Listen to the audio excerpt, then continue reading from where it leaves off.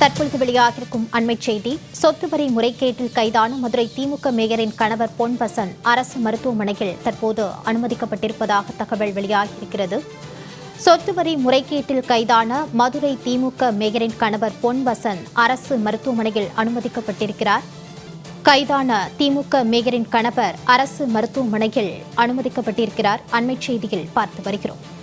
சொத்து வரி முறைகேட்டில் கைதான மதுரை திமுக மேயரின் கணவர் பொன் வசந்த் அரசு மருத்துவமனையில் அனுமதிக்கப்பட்டிருப்பதை அண்மைச் செய்தியாக தற்போது நாம் பார்த்து வருகிறோம். கூடுதல் விவரங்களோடு சல்மான் இணைகிறார். வணக்கம் சல்மான், விவரம். மதுரை மாநகராட்சியில் 150 கோடி ரூபாய் அளவிற்காக வரி முறைகேடு நடைபெற்ற விவகாரத்தில் அதிகாரிகளுடைய பாஸ்வேர்டுகளை முறைகேடாக பயன்படுத்தியதாக மதுரை மாநகராட்சியுடைய மேயர் இந்திராணியினுடைய கணவர் பொன் வசந்த் நேற்று இரவு சென்னையில் கைது செய்யப்பட்ட நிலையில் தற்பொழுது மதுரைக்கு அழைத்து வரப்பட்டு நீதிமன்றத்தில் ஆஜர்படுத்துவதற்கு முன்பாக மதுரை அரசு ராஜாஜி மருத்துவமனைக்கு மருத்துவ பரிசோதனைக்காக அழைத்து வரப்பட்டார்.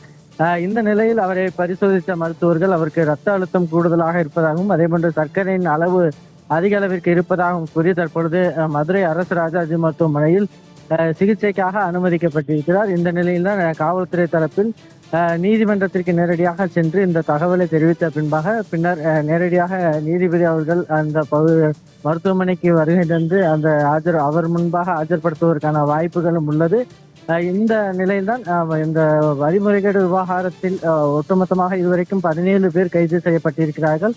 குறிப்பாக தூத்துக்குடி மாநகராட்சியில் உதவி ஆணையராக பணிபுரிந்த மதுரை மாநகராட்சியில் இருந்து பணிமாறுதல் ஆன நேற்றைய தினம் உதவி ஆணையர் சுரேஷ்குமார் கைது செய்யப்பட்டார். அதே போன்று வரி விதிப்பு குழுவுடைய தலைவர் விஜயலட்சுமியின் கணவர் கண்ணன் கைது செய்யப்பட்ட நிலையில் அவர் அளித்த வாக்குமூலத்தின் அடிப்படையில் தான் இது போன்ற அதிகாரிகளுடைய பாஸ்வேர்டுகளை முறைகேடாக பயன்படுத்திய நபர்கள் குறித்தான விரிவான விசாரணை நடத்தப்பட்டு வருகிறது. அதே போன்று உயர் நீதிமன்ற உத்தரவுப்படி மதுரை சரக டிஐஜி அபினவ்குமார் தலைமையிலான விசாரணை குழுவும் இந்த பாஸ்வேர்டை முறைகேடாக பயன்படுத்தியவர்களை கைது செய்வதற்கான நடவடிக்கைகளை தீவிரப்படுத்தியுள்ளனர். அதன் அடிப்படையில் தான் மேயருடைய கணவர் பொன் வசந்தும் கைது செய்யப்பட்டிருக்கிறார்.